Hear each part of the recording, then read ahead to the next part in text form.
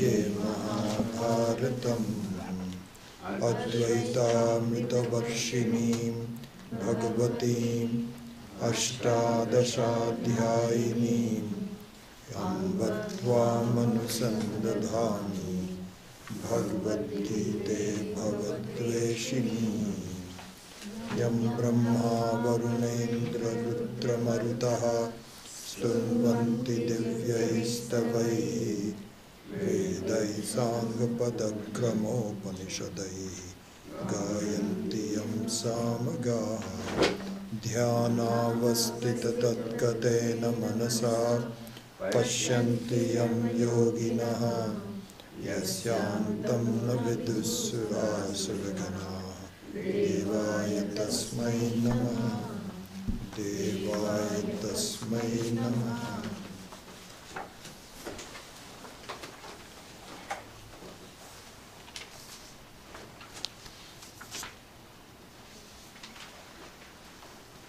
So let us chant four verses from the 6th chapter, 27, 28, 29 and 30. So two of the verses we've already done, and for the sake of continuity we will just chant those, and two of the verses will be new that we'll be doing today, 29 and 30. So 27 and 28 we have already done, so let's at least pronounce those as well. So if you can just follow after me, number 27 of the Dhyana Yoga chapter number 6. Prashantamanasam hyena. Prashantamanasam hyenam. Prashantamanasam hyenam. Yoginam sukhamuttamam. Yoginam sukhamattamam. Upaiti shantarajasam. Upaiti shantarajasam. Brahma bhuta kamal bhutam akalmasham. Brahma bhutam akalmasham. Yunjan evam sadatmanam. Yunjan evam sadatmanam. Yogi vigata kalmashaha. Yogi vigata kalmashaha. Sukhena brahma samsparsham. Sukhena brahma samsparsham. Atyantam sukham ashnute. Atyantam sukham ashnute. Sarvabhutasthamatmanam. Sarvabhutasthamatmanam. Sarvabhutani chatmani. Sarvabhutani chatmani. Ikshate yoga yuktatma. Ikshate yoga yuktatma. Sarvatra samadarshanaha. Sarvatra samadarshanaha. Yo mam pashyati sarvatra. Yo mam pashyati sarvatra. Sarvam cha mai pashyati. Sarvam cha mai pashyati. Tasyaham na pranashyami. Tasyaham na pranashyami. Sachame na pranashyati. Sachame na pranashyati. Okay.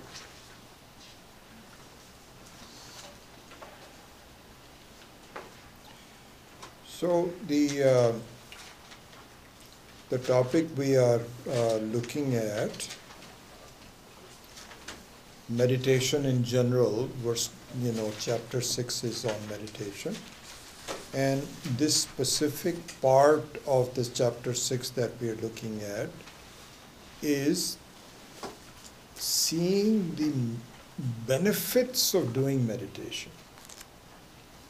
And very nicely explained by Swami Paramarthananda. I'm sticking to his very well done, very complete, and really hit home to me. And this is one of the things I do is I study various commentaries by different people, and the one that really appeals to me for that particular thing I adopt it. So for example, in the Mandukya Upanishad, then I follow Swami Maheshananji's. Here, in the 6th chapter, Swami Paramarthananda has done a marvelous job of explaining how it is. So the section we are studying is to see what we can gain by doing meditation. And the basic thing that we can gain by doing meditation is assimilation. Assimilation of the truth which is reasonably clear to me. We have been studying the Atma, Anatma, this, that, or the other. It's pretty, it's not alien to me anymore. And yet, the benefits of that vidya is not there with me yet. And here we saw in some of the previous classes, it was a really good example, very nice example, that the benefits of food is not in eating the food. Then what?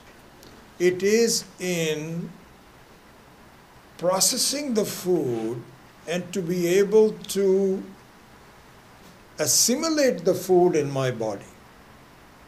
That's where the benefit comes in. Beautiful example. So the eating is only one part of it. But suppose you have, your body is having some reaction to it, and you don't have it, sometimes, for example, these little kids, they eat something and they start running. And they just don't have any assimilation in the body.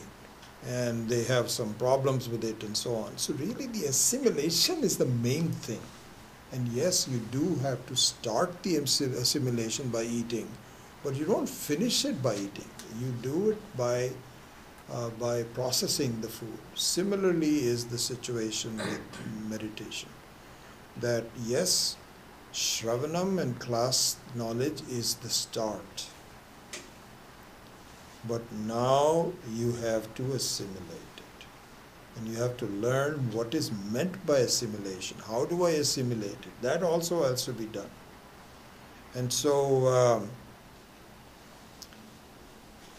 here Swami Paramarthananda gave a very beautiful example. He says, the learning to assimilate the jnanam should be done when you are not in trouble,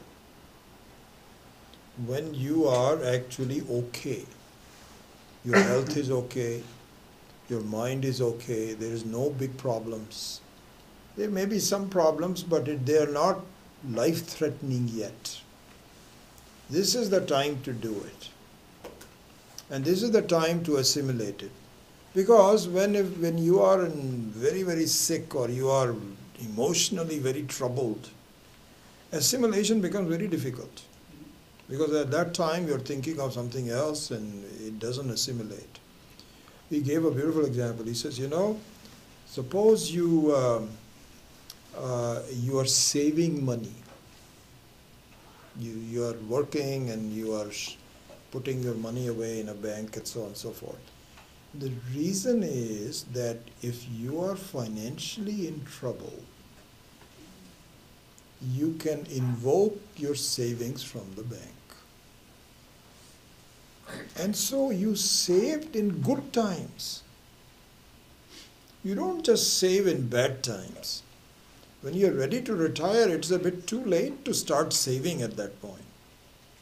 So therefore, the meditation should be done as a habit of meditation should be done when you are capable of meditating.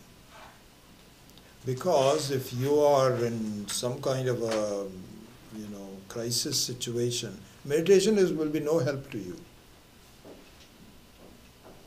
So this is a very beautiful point, I think. So there, in learning to meditate means that the principles of the knowledge have to be understood. The principles of knowledge have to be understood. Only then you can meditate. So, he actually reminded us of the 3 basic steps in the knowledge. And those we have actually already covered in some of the previous verses, if you see. But as a reminder, those are here are the 3 steps. The first step is to clearly see that I am the spirit, not the matter. The example there was that I am the electricity, not the appliance. And even though I am functioning as the electricity in the appliance, and I enjoy it, but if something should go wrong, my identity is not with the appliance, but with the electricity. See, even though while the electricity and the appliance are both working together, the electricity is really doing the fanning, and so there is some armature and all those kinds of things that are making the fan work. So no question about that. But supposing something should go wrong, then I should really retain my identity. Because right now, our identity is with the appliance, that I'm a human being. See, that's the funny part. Really, our understanding is just the opposite. We feel we are the human being that also has some consciousness. This is our conclusion, that I'm a human being and I'm dependent on a number of things, and I have different properties. I have body properties, I have the ability to digest, and so on. And then, by the way, I also have consciousness as one of my properties. This is not an ordinary conclusion. In fact, the entire Western scientific, these are people who are very smart. They are PhDs and they have done a lot of research and they have studied and so on. They are all saying that consciousness is a property. So what this means is that I am a separate individual. And by the way, I am conscious. And I can become unconscious. All a completely different set of conclusions. Vedanta says no. See this? You are not an appliance that has electricity as one of the properties. You are the electricity that can be in an appliance and may not be in an appliance. You may be functioning as a human being, but you don't have to function as a human being. In fact, it's interesting that, so the nature of the Atma is such that it doesn't need to be alive. Life is a property of the Atma. To say I am alive, see, that's the thing. Look at this. Our conclusion is that I am now alive and I don't want to die. Why? Because if I die, then my whole existence will go. I just want to be alive. And we maintain our entire life by trying to somehow stay alive. Because my swarupa in my thinking is that I am alive.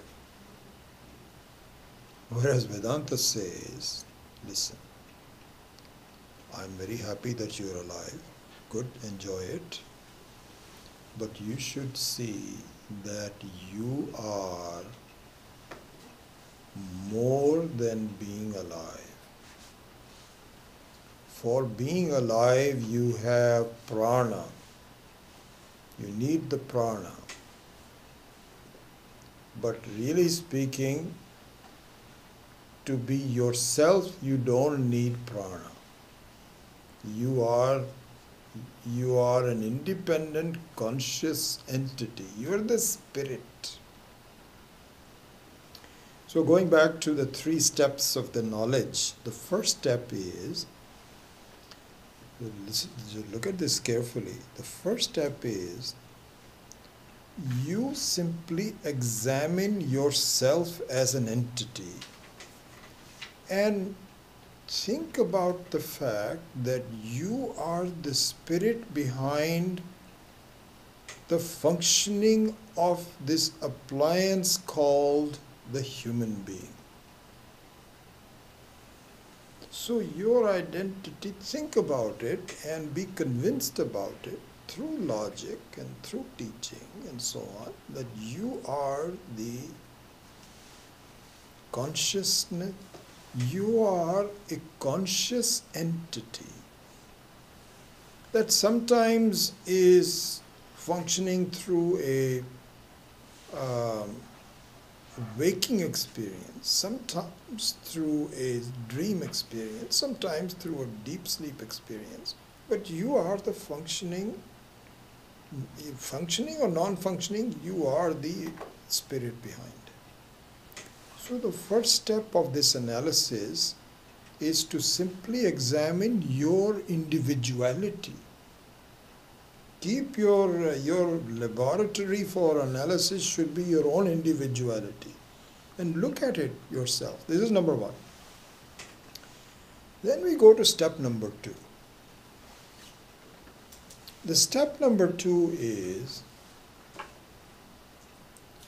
that the spirit that I am, the consciousness that I am, the Atma that I am, is also the Atma in others.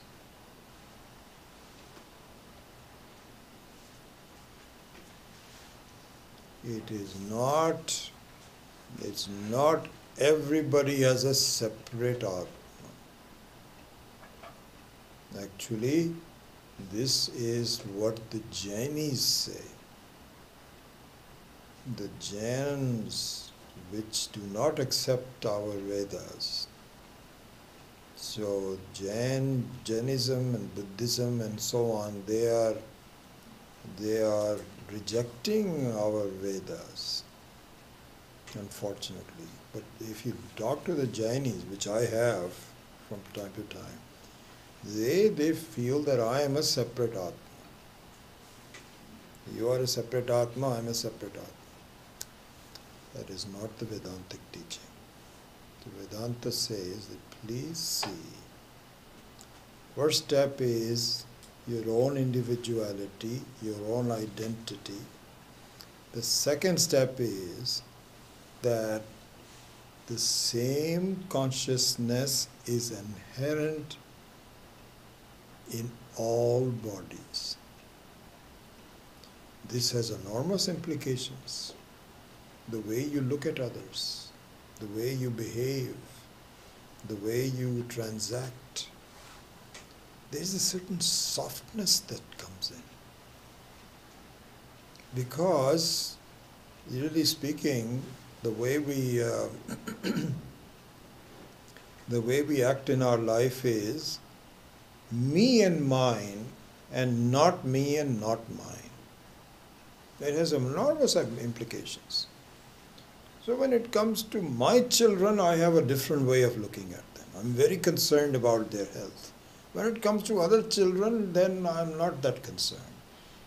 And the distinction between them is me and mine, and not me and not mine. This is how we do it. And has huge implications in my attitudes and my transactions and so on.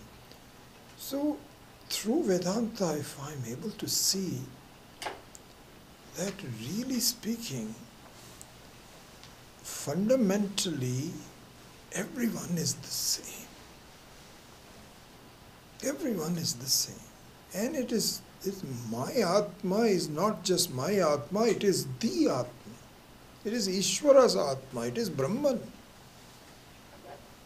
And this I need to think about it.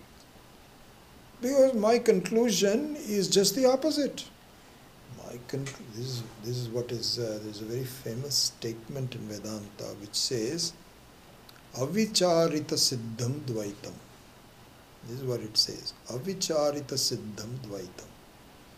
Means the sense of duality and the sense of multiplicity and the sense of problems is due to non-thinking. Avicharita siddham. Dvaitam is siddham by avicharitam. And the more you look into it, you find that really speaking, this is not true. My Atma is not only my own spirit, it is everybody else's spirit. It is not my individual Atma, which I am happy that I have. But it is everybody. This is step number 2. Okay? And so this is what is called, from a technical standpoint, would be called antarayamitvam. Antarayamitvam. Antarayamitvam means, yamitvam means, you know the word antaryami, very famous word called antaryami. Yami means the one which is the essence of all living beings, and situated in it, it governs the functioning of the human being. It's called antaryami. Very much like, really, I think it's a good example of electricity in an appliance. So the electricity in an appliance means that situated within the appliance, it enlivens it. And it's the same electricity that works as a heater, same electricity that works as an air conditioner, same electricity that works as a fan, different functions, same electricity. And it is antaryami. So similarly, it is the same Atma that works in one appliance. Everybody is a slightly different appliance. We have a lot of similarity and a lot of differences. Even an ant is a separate individual, but the Atma of the ant is the same as the Atma of the human being. So this is what is called antaryamitvam. And the third step is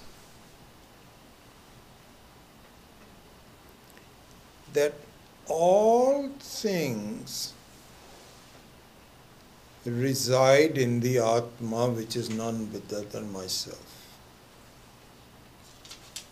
All things really reside. So this is what is called adharatvam. Adharatvam, that means that I am the adhishthanam. Adhishthanam. And in fact, this is the hardest step for me to see. But what I find is that all experiences come out of me, and all experiences resolve into me. The entire world. This is the third step. And you cannot straight away go to the third step. You have to first go to the first step. Then you expand it to go to the second step. Then you go to the third step. This is the assimilation that I need to do while I am alive and capable of doing this assimilation. Because then when things go, so here's what happens then. The testing is done when things go wrong with me. This is Ishvara's testing me. Does he understand? Just like a circuit. So this is called debugging. So debugging means that it should work.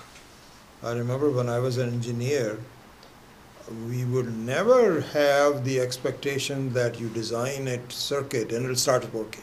Never. Never. So you design the circuit, you think the right way, but then you start to look at where did it go wrong. You adjust it. Then that part is working. Then some other part is not working. So slowly you debug it. Software also is the same way.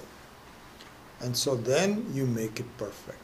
Similarly here also, what I find is that in my life, there are certain assumptions that I make, but they are not what we would call thorough and pakka.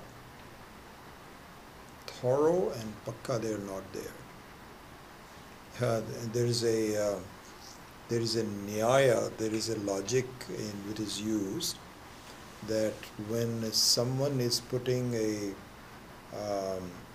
some kind of a post inside the ground, and you put some cement and rubble and so on and so forth, and now it appears to be solid. Then what needs to be done is you shake it. You shake it, and somehow more holes come up. And then you keep on shaking it and shaking it. And then finally it says, yes, I have shaken it enough, and now it is pakka. It is done. The problems of life are exactly like that. The assimilation has to be tested when things go wrong. And this is Ishvara's way of making me pakka. Then you find that no, my sense of loneliness, my sense of isolation, my sense of being an individual are not there. Are not there. I need to strengthen it some more. So you go back to work. You need to shake it up. And there comes a point when this assimilation becomes so thorough that even if problems come in, they might slightly move me, but they do not move me off of my very identity with Ishvara. It doesn't happen. It might. So this is the progression of meditation.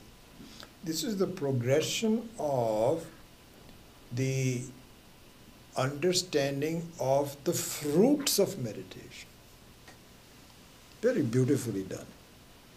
So meditation doesn't mean just sitting quietly at one place and then Om Namah Shivaya, and so on and so forth. That's just a start. All the acharyas you say that the one we should go to is what is called Sahaja Samadhi. Sahaja Samadhi means an effortless Samadhi. In the Drikdrishya Viveka also, I've talked about this. Yatra yatra manoyati tatra tatra samadhaya. This is the final thing that I have to aspire to. That at no moment in your life should you be away from an understanding of what Ishvara is, who I am. And even though you're behaving in a way that needs you to do it. Here the beautiful example is that of the anger of the parents towards their young children. It's a very beautiful example. So there, it's very possible that the parents can lose their cool, really lose their cool, and become really angry at the children. It doesn't normally happen, but it's not happen. But the normal thing that you should do is to pretend you are angry. And it often happens that when the husband and wife, they all say, okay, who's going to get angry at them? So the wife says, I'm the one who always gets angry with them. This is your turn. So then you say, okay, listen, haven't we told you this many times? And he's winking at his wife and says, am I doing okay? This is called feigned anger. So similarly here also, really the Sahaja Samadhi means that you may be talking to someone and you may be getting upset at someone, and you go to the bank and you say, you know, what happened to, I told you to give me the checkbook and you've not sent it, and so on and so forth, and you're having an argument and this, that or the other, but never forgetting about the fact of who I am. It's like feigned anger in that sense. So this is the benefit of the assimilation of meditation. That is really how we should see that. So that means that you're not just sitting at one place. Same thing, by the way, is true. So in that sense, the verses that, now that I'm giving you this background, the verses that we will see, you will begin to see the truth about that. This is exactly what Ishvara is saying. In fact, let's do that. Let's go to the to the verses, and then I'll close it off. So look at verse number 29.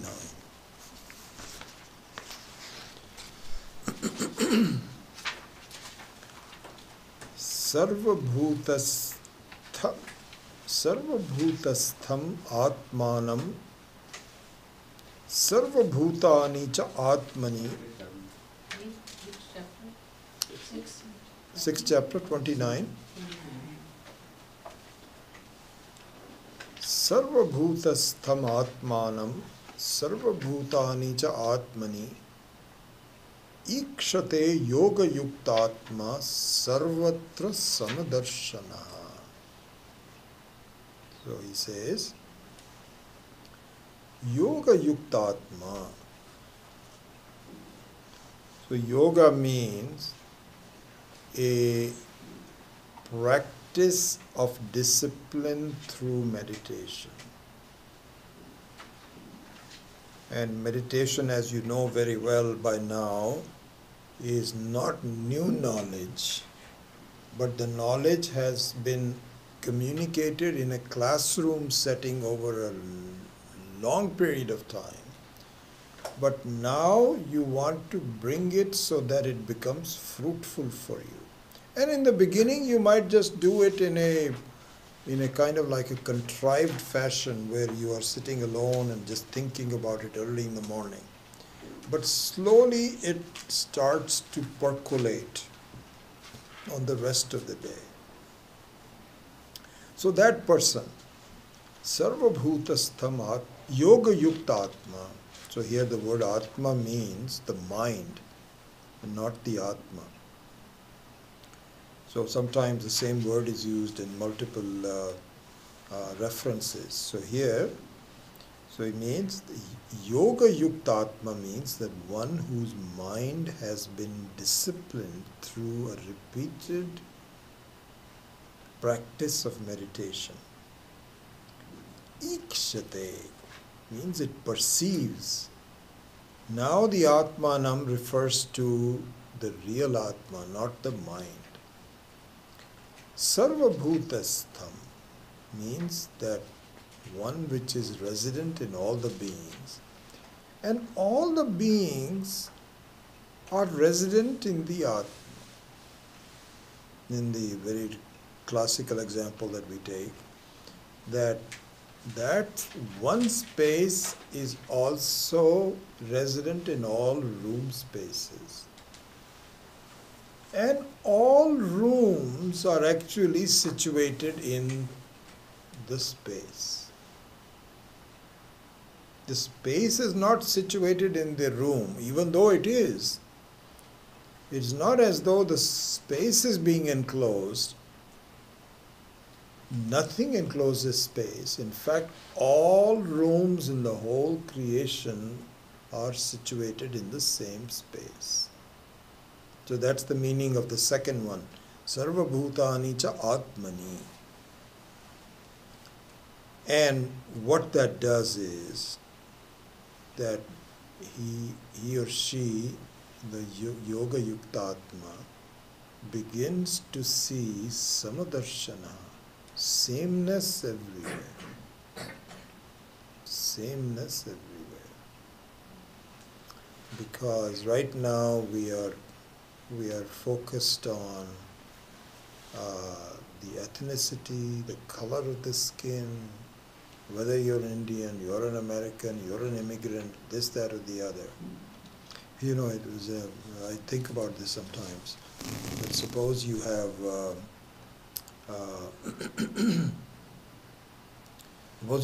a big earthquake.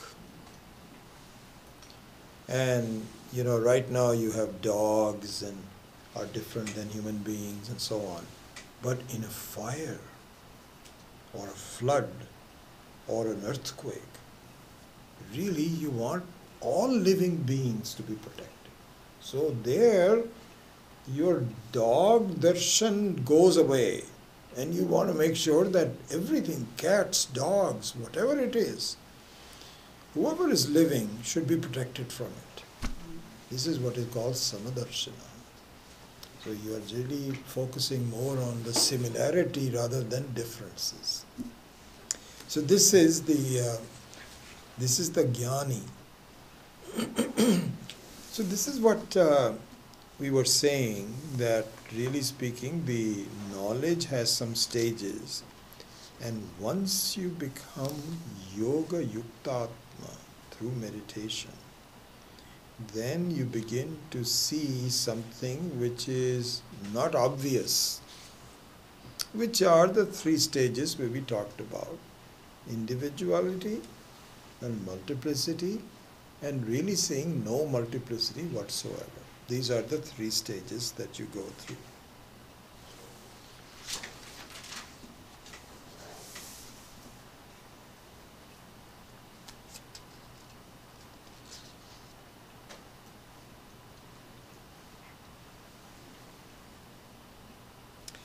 Here, one very beautiful thing.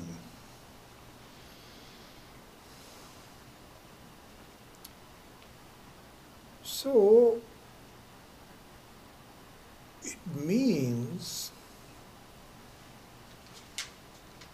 that your understanding of Atma and Anatma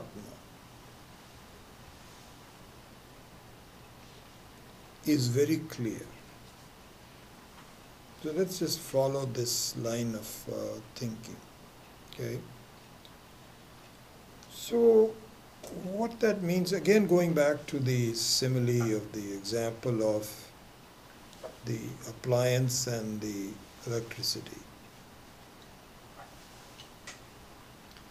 So if you are enjoying the functioning of the appliance, at that moment you are focusing on the appliance. And if suppose the appliance is broken, your focus shifts to the electricity. So you really have two channels of focus. One is anatma. Similarly to that, one is anatma and one is atma. So when it comes to anatma, it means functioning in the society. It means perhaps some entertainment. It means some temporary security. It means different things to different people, which is okay. Which is okay. Suppose your thoughts turn to your life. Who am I? What is going to happen to me? How long will I be alive? What is the next life? Is there a something which is not dependent on being alive? Is there complete independence? What is the relationship with Ishvara? How am I different? Am I limited? Am I unlimited? Was I ever born? Am I self-existing? All of those kinds of things. There, your focus should be towards the Atma. So you see that this is a very nice thing to see. It doesn't mean that you don't involve yourself in the daily transactions of life, because that is what is prominent in the Anatma. Even though the Atma is the one who is responsible for everything, but your focus is not towards the Atma, it is towards the Anatma. That's fine. But if for some reason it gets too hot in the kitchen, then your thoughts, your focus should turn towards the Atma. The same Atma which was involved in the Anatma, because that is the only basis of everything. So another way to look at that is, it's interesting that Brahman, the very content of the whole thing, consciousness, same thing, Atma and Brahman are one and the same, has two different aspects to it. So one is called Saguna and one is called Nirguna. And I was just discussing that with one of my students the other day.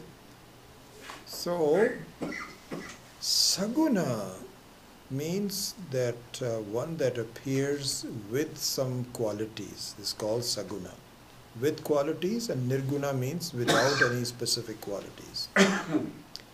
Saguna, from the standpoint of each one of us, should be characterized with under the following heading: what do I have? What do I possess? What I have and what I possess is all falling in the heading of Saguna. So really what I have, and if you look at this, whatever you have was given to you. Whatever you have is given to you. Your embryo was given to you. You didn't do it yourself. You are being born as a baby. Your choice of parents already provided for you, given to you.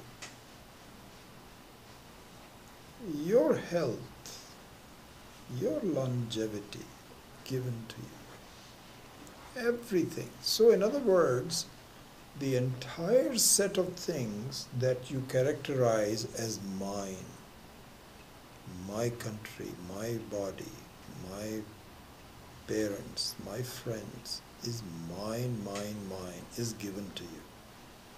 For your own safekeeping, your own progress, and so on and so forth. So this is one of the two aspects of this, of the one's identity. So one identity is what I have. The other identity is not what I have, what I am.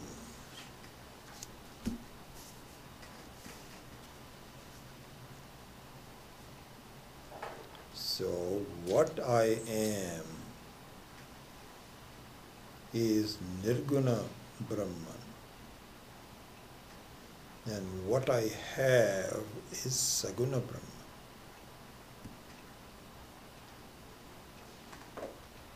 Okay? And the Saguna Brahman is Anatma.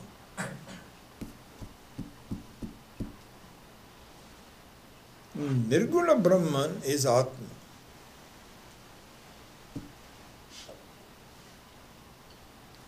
And Saguna Brahman, the Anatma, is the appliance. Nirguna Brahman is the electricity. And Nirguna Brahman can appear as Saguna Brahman.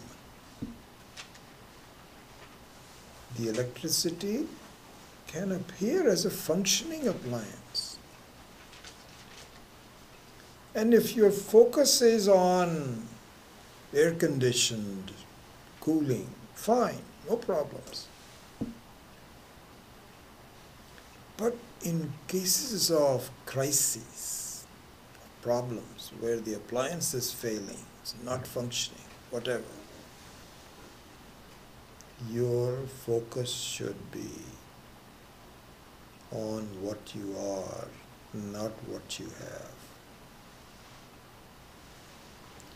And meditation is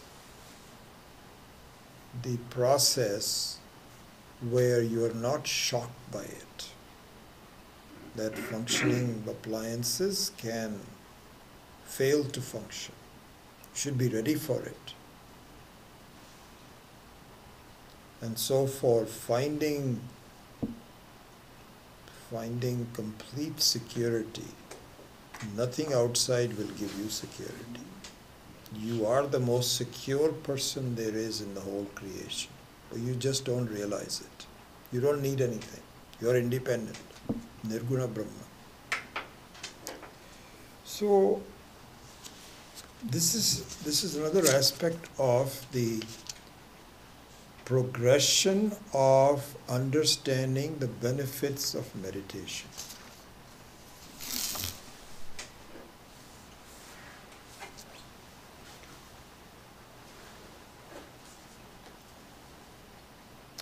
Same thing is explained in the verse number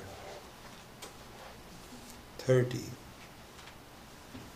which says, Yo mam pashyati sarvatra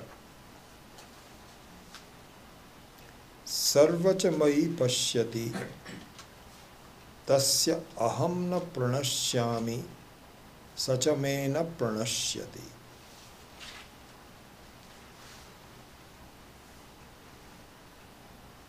Here the translation is excellent. He says, Aham na pranashyami. So pranashyami doesn't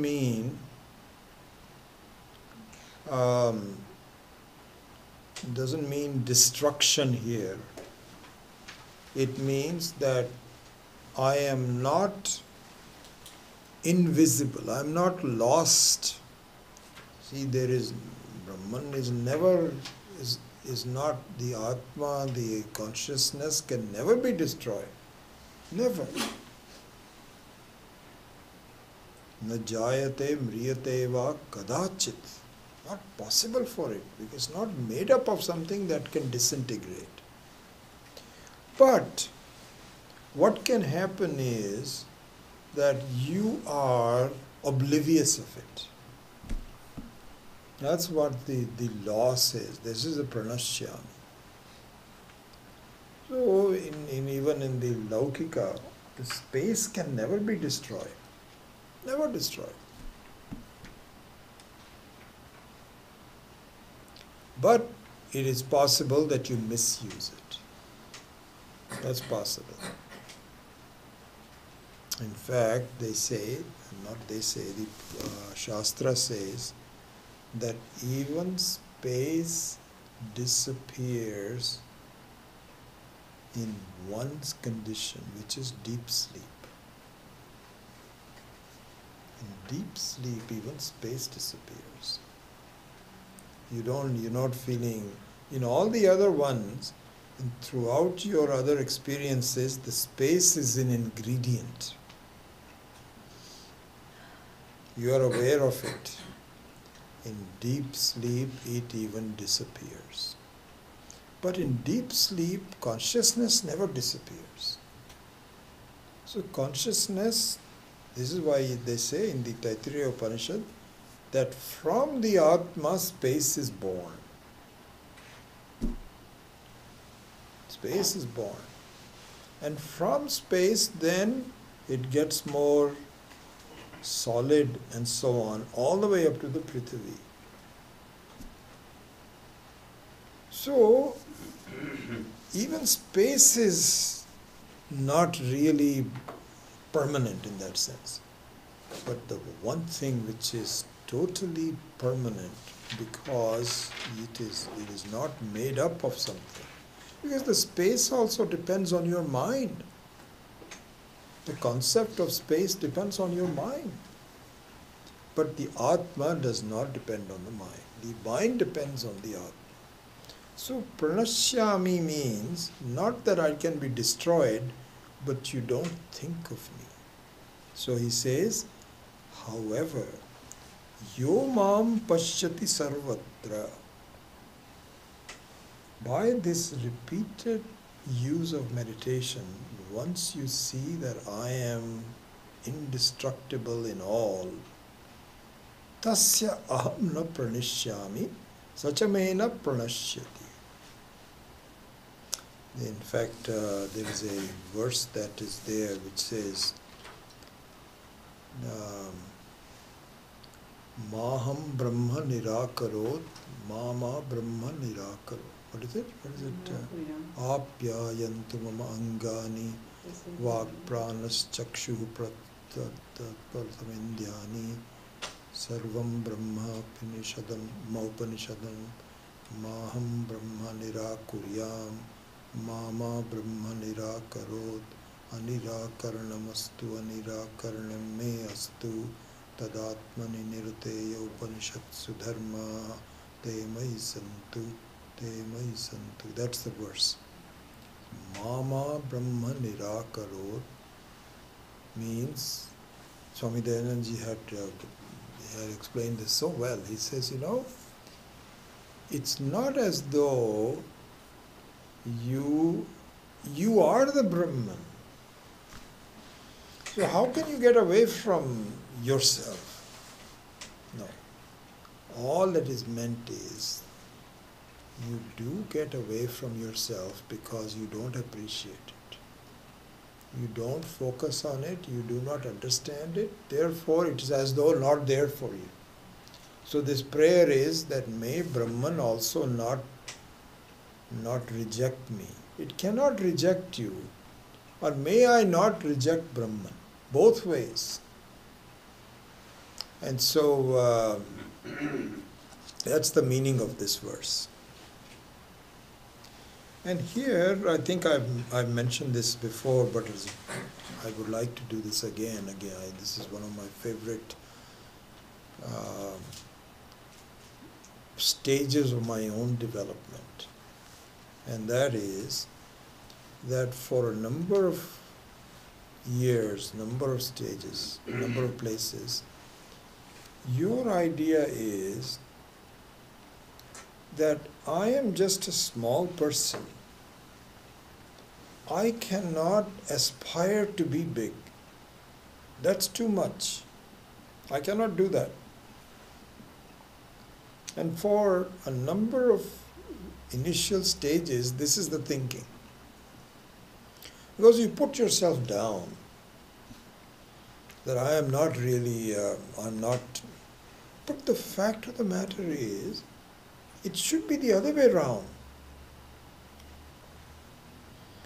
It should be that Ishvara and the Paramatma. So I think of myself as a Jivatma. Paramatma says, no, let me in, and you will become very big if you allow me to be in. So it is not as though you are going anywhere, you are blocking the. It's just very much like the room space saying, I'd like to be bigger. This is too small a room. And the person, you're told that you don't need to be any bigger. You're already as big as you are. Allow yourself for the bigness to be understood.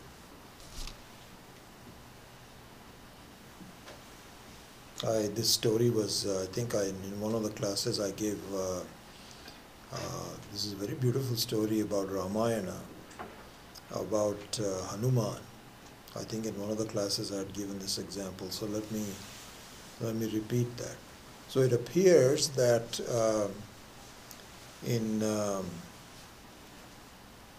when Rama and the entire army was getting ready to invade Ravana, so they were at the edge of the southern coast of India, and all these Vanaras, the so-called monkeys, they are not monkeys, they are human beings, but in a very particular way, with their mouth and so on and so forth, they look like monkey looking. So the word Vanara means Naraha Nava. Naraha means a human being. It is difficult to tell they are human being or not. This is called Vanara. So to envision them as a small monkey, this is not correct, although in mythology this is how we show it. They are a particular form of human being. This is who they were. Anyway, they were all there. Now Hanuman is a Vanara.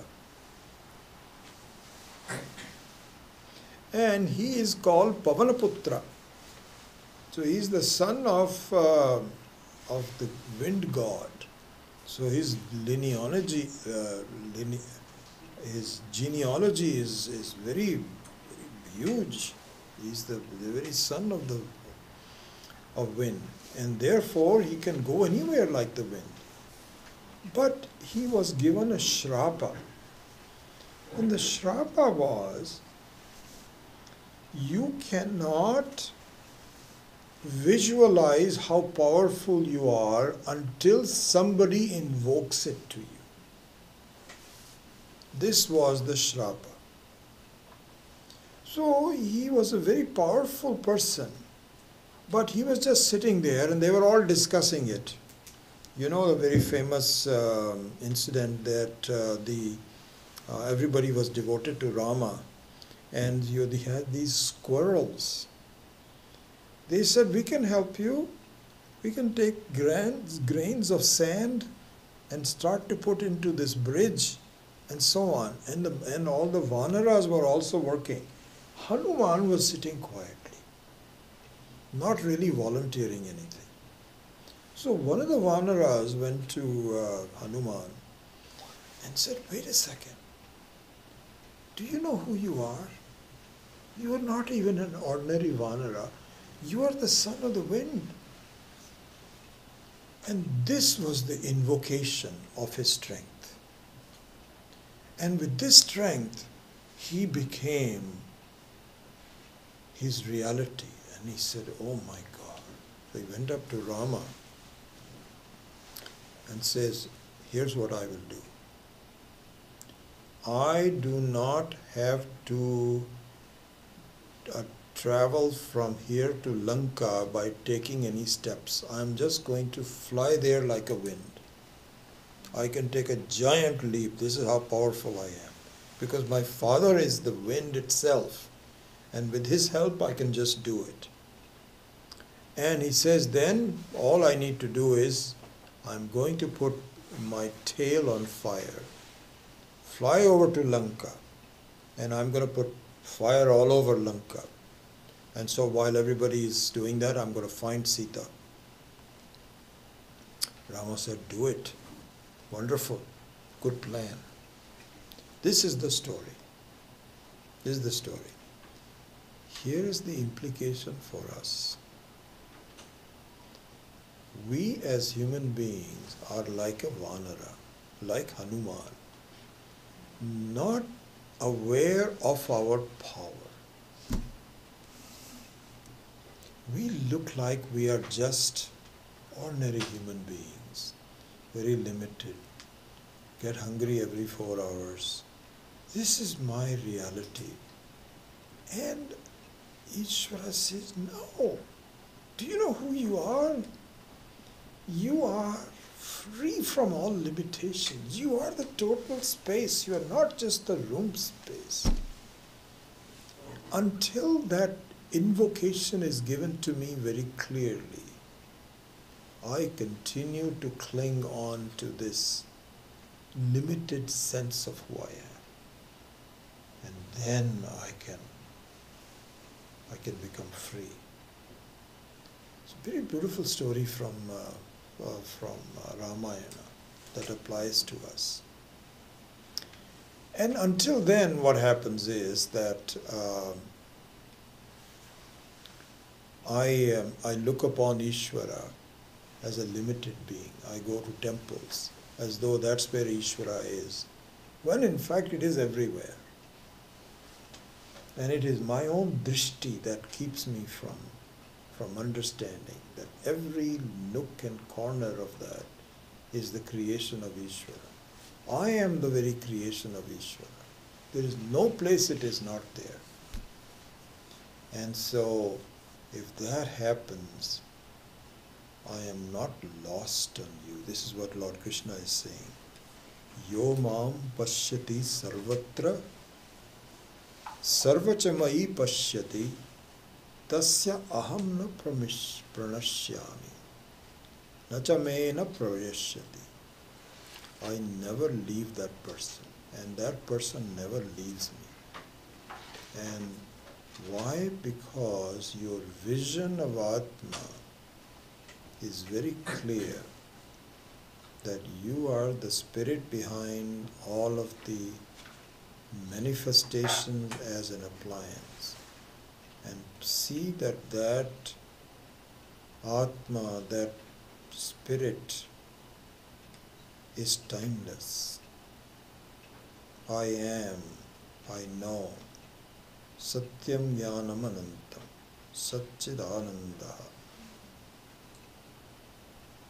So there is no way of losing it, no way of destroying it. You're just the way you are. You are perfect. Here Swami Paramarthananda had given a very beautiful appreciation that. He said, he knew of a Swami who, due to severe diabetes, lost his eyesight, because in the severity of the diabetic, then all your limbs start to non-function. And apparently, I don't know whether Swami Paramarthananda knew him in person or he just heard about him. He became even happier after he lost his eyesight. And he said, you know what? I am not longer distracted. I have complete darkness and I am enjoying myself. Because the Atma is the very source of joy. And in fact, looking and smelling and touching and moving is a distraction. This is a real case. Because everybody was saying, oh, Mahatma Ji has lost his eyesight, how is he going to function? And his smile became better. Obviously it must have taken him some time to readjust and so on, and he needed some help for getting fed, which is not an issue. But he was just joyous in himself. That is our situation. It is just a distraction that does not allow me to really enjoy myself as a person, as a Atma. So that is the real meaning of this. He says, Yo mam pashyati sarvatra sarvacha mayi pashyati tasya aham na pranashyami sacha me na pranashyati. He says, no, because the very existence you cannot destroy. Satchidananda is the very nature of the Atma. How can you destroy that? The only thing is that you are distracted. And once you are not distracted, that's the first line. Yo mam pashyati sarvatra. You're done. You're free. And then the Jivatma becomes the Paramatma. It already was Paramatma, but you just didn't realize it.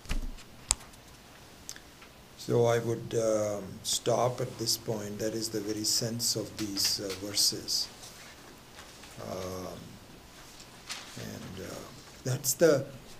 That is really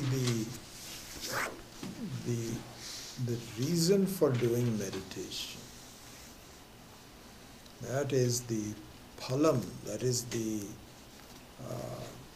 result of the practice of meditation, where you review the knowledge in your own protected way and enjoy the reality of yourself without depending on anything. This is what the meditation is talking about. Very beautiful chapter that Lord Krishna has given.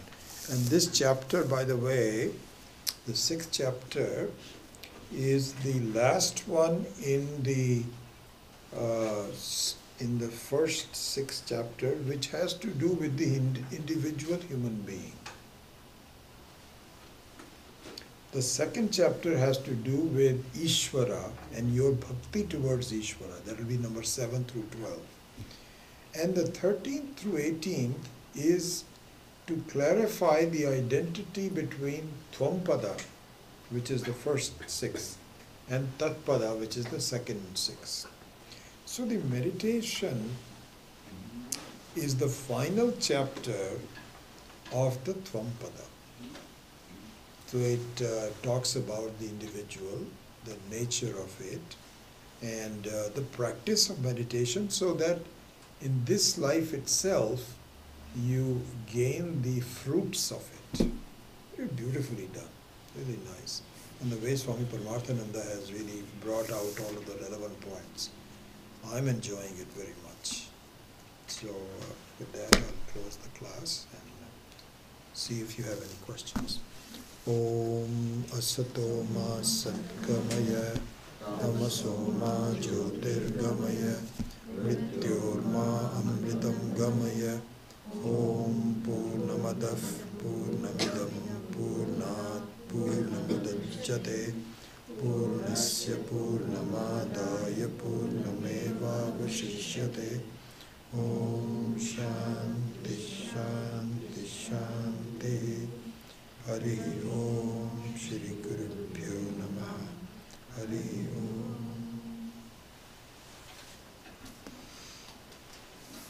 Yes, sir. So we talked about Sarvantariyami and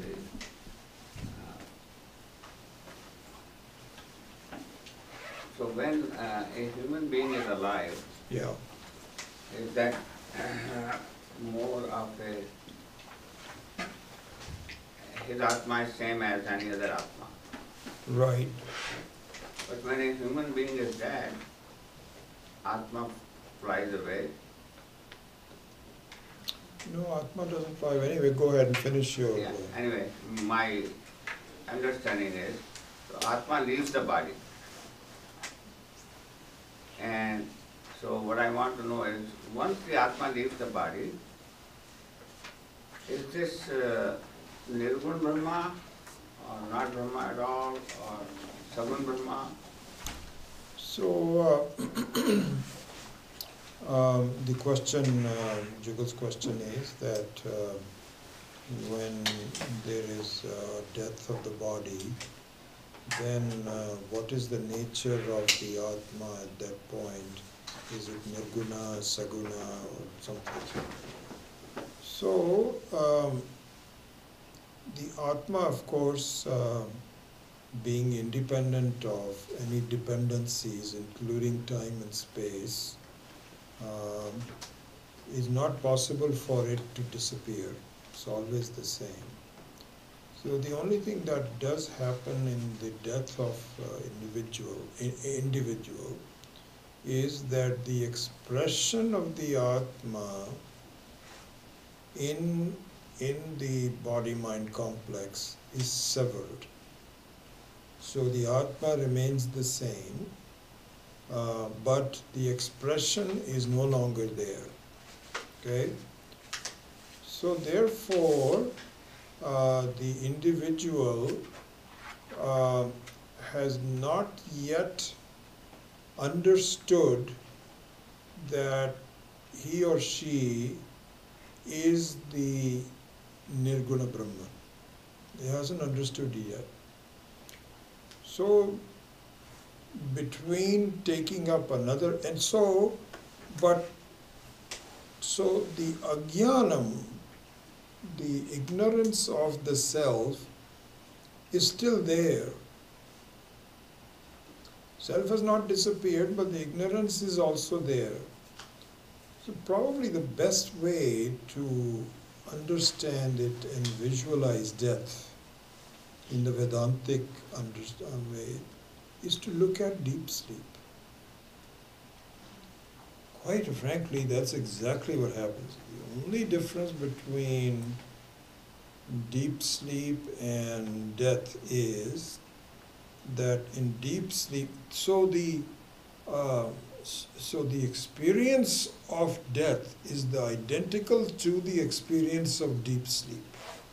No difference at all. How can we say that? Because there is no other factors other than Atma and total ignorance. Those are the only two things that are left. All the other aspects of the body, mind, etc. are no longer there. Okay, so the two of them are identical. The difference between deep sleep and death is that in deep sleep, the functioning of the appliance that you were thinking of is still functioning. So you regain your ignorance of yourself in terms of a functioning appliance again. In death, that appliance has to be discarded because it is no longer functioning. And from your karmas, a new appliance is given to you. That takes some time.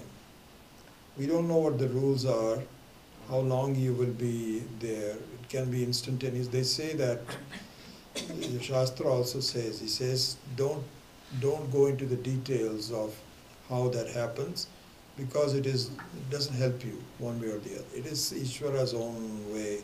Whether you get paired right away or you have to stay for like 100 years before you do that, we don't know. Right. But eventually we know is that because of your quest, ignorance of the self means that there is a quest to be free. That quest is now manifested another way. So the Atma remains the same, which is always Nirguna Brahman, but the Sagunatvam is either suspended in deep sleep or suspended in death until it becomes new appliance. Yeah. So, is it the Jivatma then which comes back to Punarjanma, or is it the Atma? So it is really the Jivatma. Yeah. So the Jivatma means the subtle body. The subtle body is the Jivatma, and the Jivatma stays. So that means the Jivatma's karmas stick with you. So you have to do individual. So there is a certain individuality to Jivatma. And you as a Jivatma will stay the same from one birth to the other until the understanding that the Jivatma is nothing but the Paramatma. Then you also disappear. As a Jivatma, you disappear, yeah. I have a couple more questions. Yeah, sure.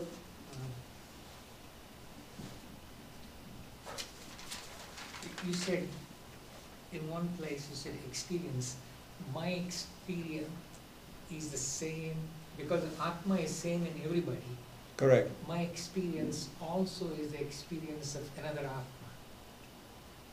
Something like that you mentioned. So, no, what happens there is that, so there's your definition of Jivatma becomes important, because even though we are all the same Atma, and really all the ignorance is the same, which is what is called Mula Avidya, Mula Vidya. But the Tula Vidya is different, which means that everyone's appearance of that of the avidya has dependency depending on your karma. So we all take up different bodies, different shapes, different places, and so on. Even though the very source of that is the Maya Shakti, which is the same for everyone, but the specific aspect of that, it is kind of like saying whether you're born as this room space or another room space or a car space or something, they're all different, but it's the same space. Yeah. One more question is, you said space is born out of Atma, so Yeah. Is it same thing as Sarvam Shunyam?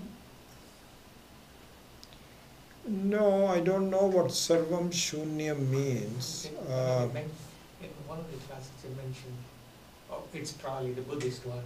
The Buddhists, yeah, we don't have a concept of Shunyam in that sense. So that is a Buddhistic view. But all I said was that the manifestation of space also has some conditionality to it. In deep sleep, it also disappears. Atma doesn't disappear, but space does. From time to time, it disappears.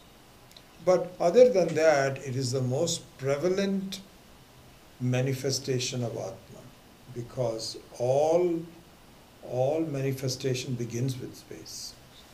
You So cannot. the space is the one which has been there all the time, and all these material things are coming and going. Yes, so from the space comes then Vayu. Then from Vayu becomes Agni. From Agni becomes Jalam. From Jalam becomes Prithvi. But really everything is made out of condensed space.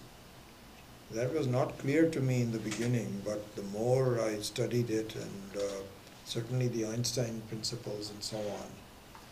So the example given is that suppose you have a glass, supposing you have an ice vessel, a vessel made out of ice, like a lota.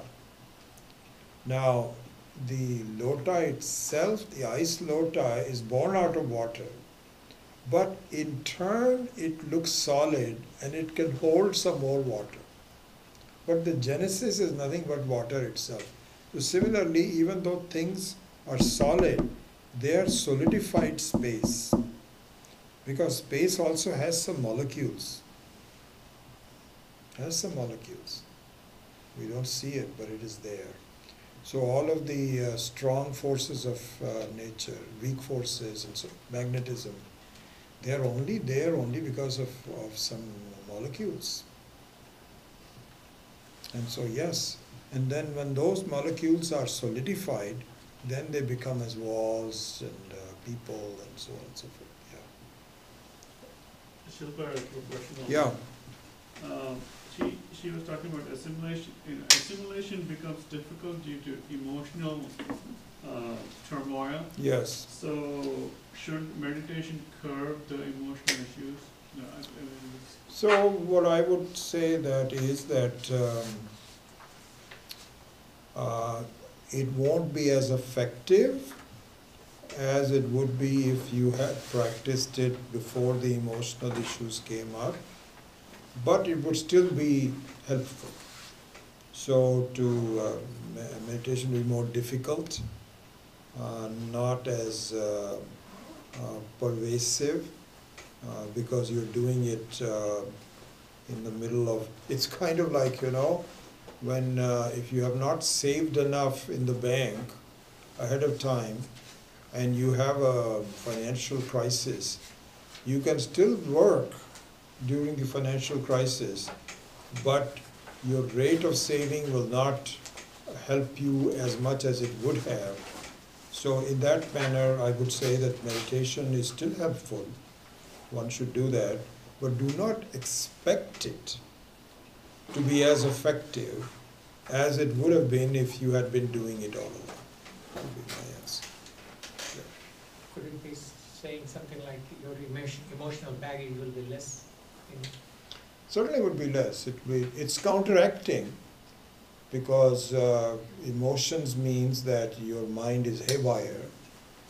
It has a momentum of its own, whereas meditation tends to calm it down.